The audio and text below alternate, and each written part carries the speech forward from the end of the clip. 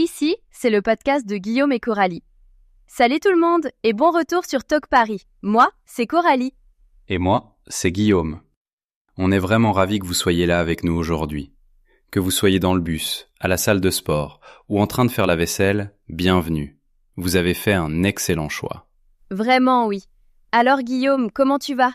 Comment se passe ta journée jusqu'ici? Honnêtement, elle a commencé un peu difficilement. J'avais bien mis mon réveil, tout était prêt. Sauf que mon téléphone était en mode avion toute la nuit, donc l'alarme ne s'est jamais déclenchée. Je me suis réveillé naturellement avec 20 minutes de retard, et là, j'ai paniqué immédiatement. La trahison silencieuse du réveil. Franchement, c'est une des pires sensations. La pire, oui. Et le plus frustrant, c'est que tu ne peux même t'en prendre à personne. Exactement. Il n'y a que toi et tes propres décisions de la veille. Mais bon, tu es là, donc tout va bien. Voilà, c'est l'état d'esprit qu'il faut. De mon côté, ma journée se passe plutôt bien en fait. J'ai eu une matinée très productive. J'ai avancé sur plein de choses, donc j'arrive dans cet épisode avec une bonne énergie. J'adore ça. Bon, alors aujourd'hui, on va parler d'une question qu'on entend tous les jours. Quelqu'un vous demande « Comment s'est passée ta journée ?» Et que répond la plupart des gens ? En général, ils disent « bien »,« ça va » ou peut-être « bof, ça va ». Exactement. Et c'est tout. Fin de la conversation. Mais imaginez que vous puissiez vraiment décrire votre journée d'une façon intéressante, authentique et totalement naturelle en français. C'est exactement ce qu'on va faire aujourd'hui. On va vous donner le vocabulaire, les expressions et les phrases réelles que les francophones utilisent pour parler de différents types de journées. Pas seulement les journées bonnes ou mauvaises. On va parler des journées où tout tourne mal, des journées qui vous surprennent de la meilleure manière et des journées qui vous poussent complètement hors de votre zone de confort. À la fin de cet épisode, vous aurez tout un nouvel ensemble d'outils pour parler plus naturellement. Alors restez avec nous. Celui-ci va vraiment faire passer votre français à un tout autre niveau. Très bien, allons-y. D'accord, commençons par quelque chose qu'on a tous déjà vécu. La journée horrible, la journée vraiment ratée. Le genre de journée où vous vous demandez pourquoi vous vous êtes même levé du lit. Oh là là, j'ai tellement d'histoires comme ça. Je commence par laquelle ? Choisis-en une. Les auditeurs ont besoin d'entendre ça. D'accord. Alors, ça s'est passé il y a quelques semaines. Je m'étais déjà réveillé en retard. Mauvais signe. Et j'avais cette sensation, tu sais, quand tu ouvres les yeux et que quelque chose semble bizarre. Je ne pouvais pas vraiment l'expliquer. Je savais juste que ça allait être une de ces journées. Ton instinct avait raison. Mon instinct avait complètement raison. Alors je me suis préparé à toute vitesse, et j'ai sauté le petit déjeuner parce que je n'avais pas le temps. Puis je suis sorti en courant, je suis arrivé à ma voiture, et pneu crevé. Oh non. Ouais, un pneu crevé, ce jour-là précisément. Et je suis resté là une seconde à le regarder en me disant « Sérieusement ?» Ce jour-là, en plus, c'est une très bonne expression. Ça veut dire que c'est vraiment le pire moment possible. On pourrait dire un pneu crevé ce jour-là, franchement. Ça ajoute cette idée d'incrédulité totale. Exactement. Et je veux aussi souligner quelque chose. Remarquez que j'utilise ici le passé composé et l'imparfait pour raconter. Je me suis réveillé, je me suis dépêché, je suis sorti, je suis resté là. Quand on raconte une histoire qui s'est déjà passée, ce sont les temps qu'on utilise naturellement en français. Ce sont vraiment les temps du récit. Et ensuite, qu'est-ce qui s'est passé? J'ai appelé un taxi. Je me suis dit que j'arriverais quand même à l'heure si je partais tout de suite. Mais ce taxi a mis une éternité.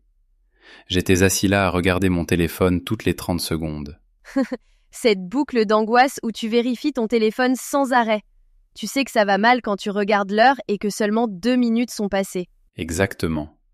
Et c'est d'ailleurs une structure très utile. On peut dire « je n'arrêtais pas de regarder par la fenêtre ».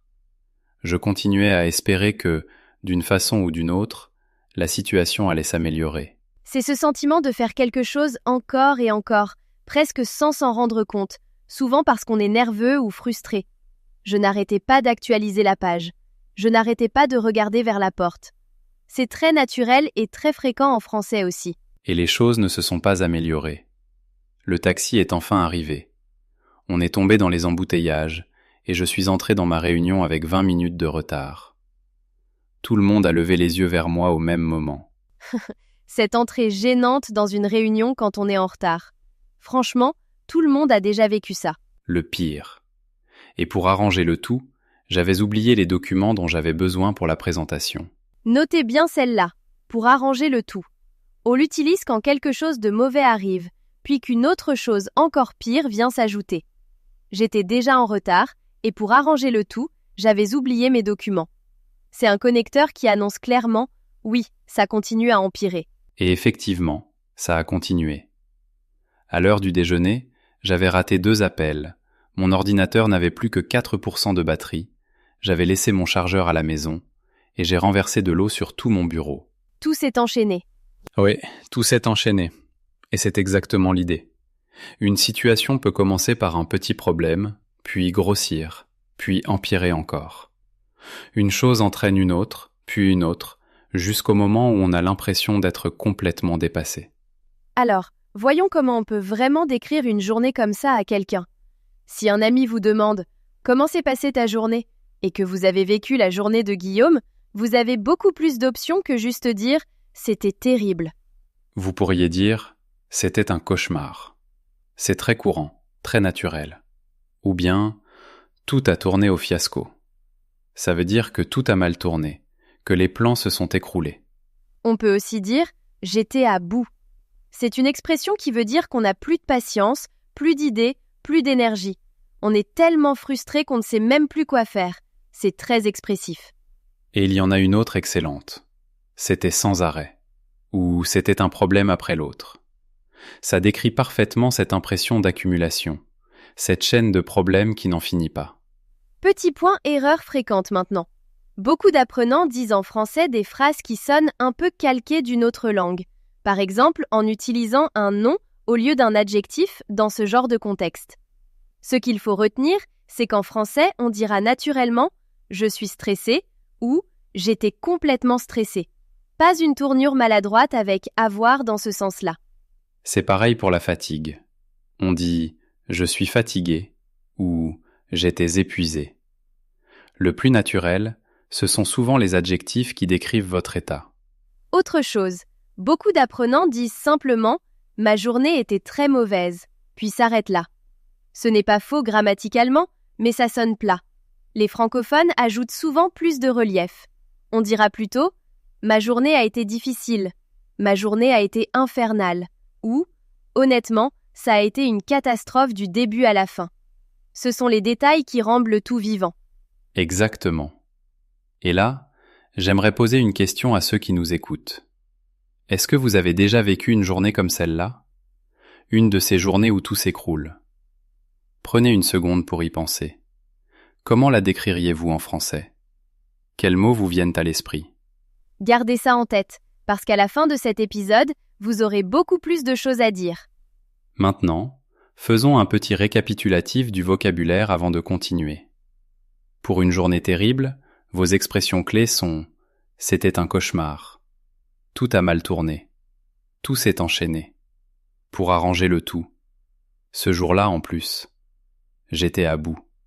Et c'était un problème après l'autre. Et du côté de la grammaire, quand vous racontez une histoire qui s'est déjà passée, le passé composé et l'imparfait sont vos meilleurs alliés.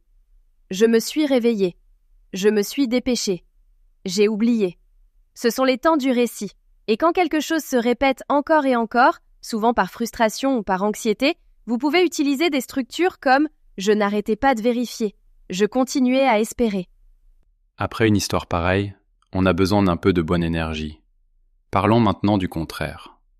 Oui, parlant d'une journée étonnamment agréable. Oui, parce que ce sont souvent mes journées préférées.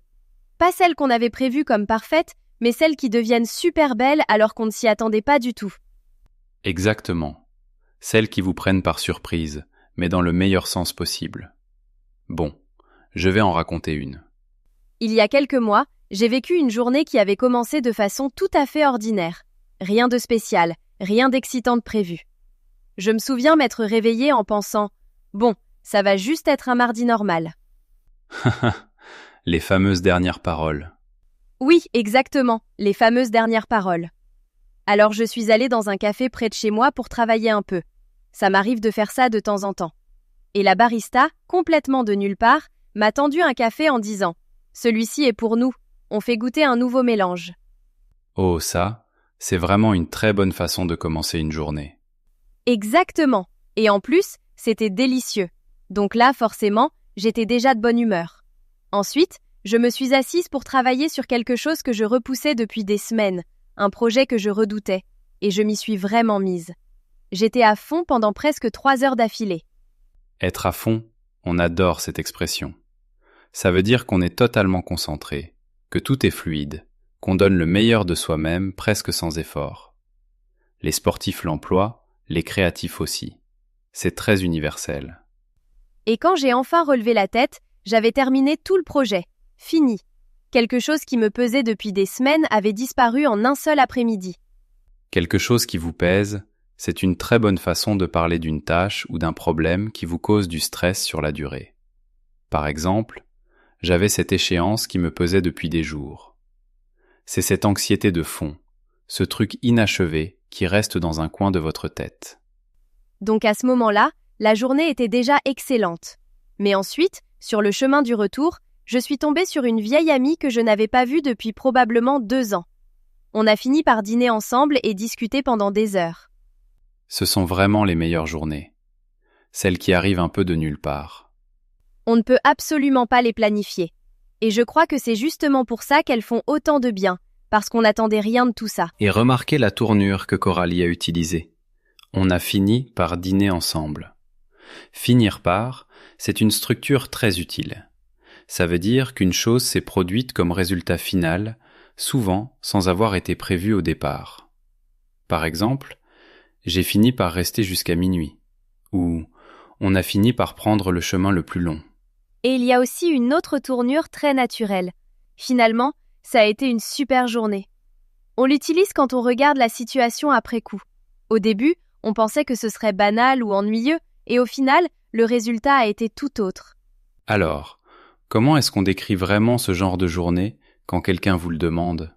Vous pouvez dire « c'était une de ces journées ». Et le ton change tout. Dit avec le sourire, ça veut dire qu'on parle d'une journée merveilleuse, inattendue, mais vraiment réussie. On peut aussi dire « ça m'a refait ma journée » ou plus simplement « ça a illuminé ma journée ».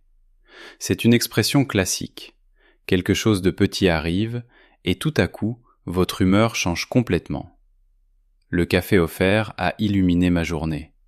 Elle s'est souvenue de mon nom et honnêtement, ça m'a refait ma journée. Et puis il y a « j'étais aux anges ». C'est l'expression parfaite pour parler d'un grand bonheur, de ce sentiment léger où tout semble bien aller. Après avoir terminé ce projet, j'étais aux anges. C'est très naturel et très courant. Il y a aussi un point de grammaire qui va très bien ici. Par exemple, je ne pensais pas aimer ça, mais en fait, j'ai adoré. Cette structure, avec « je ne pensais pas », est très fréquente à l'oral. Beaucoup d'apprenants l'évitent parce qu'elle leur semble un peu compliquée, mais les francophones l'utilisent constamment.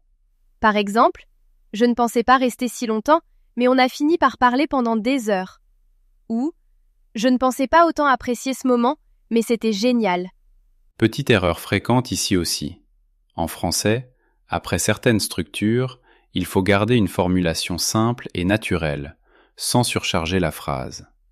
Le plus important, c'est d'écouter les tournures vraiment utilisées à l'oral et de les réemployer telles quelles. Et autre point utile, attention à ne pas confondre des mots proches en apparence, mais différents en sens. En français aussi, ce genre de nuance change vraiment la façon dont votre phrase sonne. Plus votre choix de mots est précis, plus votre français paraît naturel. Bon, une question pour tous ceux qui nous écoutent en ce moment. Pensez à la dernière fois où vous avez eu une journée étonnamment agréable. Qu'est-ce qui s'est passé ? Est-ce qu'il y a eu un grand événement ou plutôt une série de petites choses ? Essayez de trouver au moins 2 ou 3 expressions de cette partie que vous pourriez utiliser pour la décrire. C'est comme ça que le vocabulaire devient vraiment le vôtre, quand vous le reliez à votre propre vie. Très bien. Avant de continuer, faisons un petit récapitulatif de ce qu'on vient de voir. Si vous avez eu une journée comme celle-là, vous pouvez dire que vous étiez à fond, que quelque chose a illuminé votre journée, ou que vous étiez aux anges. Et pour les tournures utiles, retenez surtout finir par et finalement. Ce sont deux structures qui reviennent tout le temps dans les vraies conversations. Et du côté de la grammaire, faites attention à des structures comme « je ne pensais pas ». Elles sont simples, très utiles et faciles à mal construire si on ne les pratique pas. Bon, on est arrivé à la moitié de l'épisode et on veut s'arrêter ici une seconde. Parce qu'on veut que vous utilisiez vraiment ce que vous apprenez, pas seulement que vous l'écoutiez. Alors voilà ce qu'on vous propose de faire. Mettez cet épisode sur pause, maintenant. Pensez à votre dernière semaine. Choisissez une journée, n'importe laquelle, et décrivez-la à voix haute en au moins 4 phrases. Utilisez le passé. Utilisez au moins une expression verbale naturelle. Essayez d'employer une expression imagée. Et surtout, faites vraiment l'effort d'aller plus loin que simplement dire « c'était bien » ou « c'était nul ». Poussez-vous à dire quelque chose de vrai, quelque chose que vous diriez réellement à un ami. On vous laisse faire. Sérieusement, mettez sur pause. On reste là. Alors, comment ça s'est passé ? Même si c'était difficile, même si vous avez dû chercher vos mots, c'est ça, le vrai travail. Oui, exactement. C'est précisément ce qui vous fait progresser. Et juste un petit rappel. Si vous avez aimé l'épisode d'aujourd'hui, pensez à vous abonner et à laisser un like. Ça nous aide énormément et ça nous permet de continuer à vous proposer du contenu comme celui-ci. Et si ces épisodes vous apportent vraiment quelque chose, abonnez-vous sur la plateforme où vous nous écoutez. Honnêtement, ça nous aide à toucher encore plus d'apprenants de français partout dans le monde. Et comme ça, vous ne ratez aucun épisode. Bon, il nous reste encore un dernier type de journée à voir, et celle-ci est peut-être la plus parlante de toutes. D'accord, la dernière. Et je crois que c'est peut-être la plus intéressante, parce que presque tout le monde a déjà vécu ça. Une journée qui vous emmène quelque part de nouveau. Un nouveau travail, une nouvelle ville, une nouvelle situation. Une journée à la fois inconfortable, excitante et un peu terrifiante. Le premier jour quelque part. Il n'y a vraiment rien d'autre qui ressemble à ça. Rien du tout. Guillaume, est-ce que tu en as une, toi, de journée comme ça ? Oh oui, absolument. Mon premier jour dans un nouveau travail, il y a quelques années. Je me souviens que j'y allais en voiture en me disant que j'ai failli faire demi-tour 2 fois. Vraiment ? Oui, vraiment, j'ai failli faire demi-tour. Je ne connaissais personne. Je ne connaissais pas le bâtiment. Je ne connaissais pas la culture de l'entreprise. Je ne savais pas ce qu'on attendait de moi. J'entrais dans une incertitude totale. Et ce sentiment a un nom en français. Être hors de sa zone de confort. Ça veut dire qu'on se trouve dans une situation inhabituelle, inconfortable, où on n'a pas la sécurité de la routine ou de l'expérience. Ce n'est pas forcément quelque chose de mauvais, mais ce n'est pas facile non plus. Alors je suis entré, et tout de suite, il y a eu ce moment où je ne savais même pas où me mettre. Est-ce que je vais à l'accueil ? Est-ce que j'attends près de la porte ? Est-ce que j'entre d'un air assuré en faisant semblant de savoir exactement où je vais ? Le grand classique, faire semblant jusqu'à ce que ça devienne naturel. Exactement. Faire semblant jusqu'à y arriver, c'est une expression très utile. Ça veut dire qu'on agit avec assurance, même quand on ne se sent pas sûr de soi, parce qu'avec le temps, cette assurance peut devenir réelle. C'est très utile dans toutes les situations où on se sent un peu dépassé. Et justement, être dépassé, c'est une autre très bonne expression. Ça veut dire qu'on se retrouve dans une situation dont les exigences vont au-delà de notre expérience ou de nos capacités du moment. Oui, on peut dire « je me sentais complètement dépassé » ou « j'avais l'impression que c'était trop pour moi ». Dans les deux cas, l'idée est la même. On fait face à quelque chose de plus grand que ce qu'on peut gérer confortablement. Et c'est exactement comme ça que tu te sentais ? Oui, totalement. Mon nouveau responsable m'a présenté à l'équipe et j'ai dû retenir probablement 15 prénoms en environ 4 minutes, ce qui est impossible. Complètement impossible. Le cerveau refuse tout simplement. Il refuse totalement. Et moi, je hochais la tête, je souriais, mais intérieurement, j'étais vide. J'essayais de tout assimiler, mais rien ne restait. Tout assimiler, c'est une expression très utile qui veut dire absorber ou traiter beaucoup de nouvelles informations ou d'expériences en même temps. On l'utilise quand on est dans un environnement nouveau et que le cerveau travaille à toute vitesse juste pour enregistrer ce qui se passe. Par exemple, c'était ma première journée à Paris et j'essayais simplement de tout assimiler.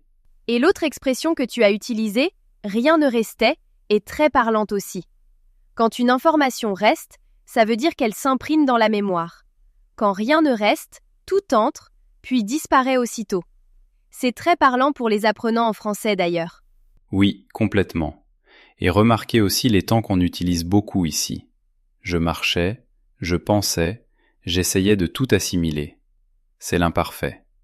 Quand on décrit l'ambiance d'un moment, ce qui se passait autour de nous, ce qu'on ressentait sur une certaine durée, l'imparfait est votre allié. Comparez par exemple, je suis entré pour une action ponctuelle et je tremblais tout le long pour un état qui durait. Cette différence est essentielle quand vous racontez quelque chose naturellement en français. Dans l'après-midi, j'avais survécu à la matinée, ce qui me semblait déjà être une victoire.